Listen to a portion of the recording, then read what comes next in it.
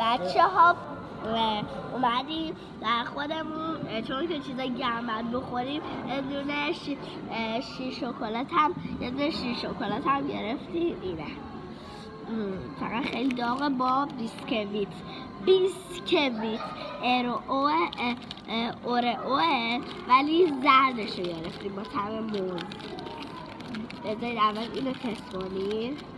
درسته این نه سرده نه گرمه ولی به هر حال داغ هم نیستش، ولی به هر حال با شیر کاکائو خیلی مزه‌اش خوب میشه.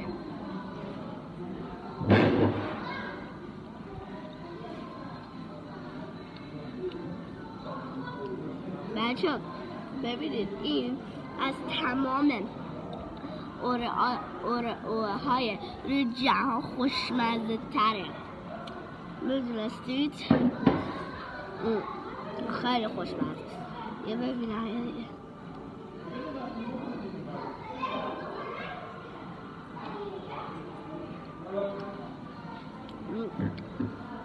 خوشمزه ترین شیر کاکائویه که تو عمرم خوردم. خیلی خوشمزه است. به اینا سلام کنید. میاو میاو.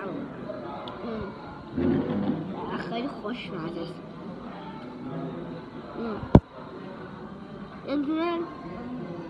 یه دونه شیر داغ هم به بابام گرفته. بچه ما اینا رو بخوریم و دیگه برمون پیزا هم بیارن دیگه. حالا بریم تا پیزا رو بیارن. فعلا اینا رو میخوریم.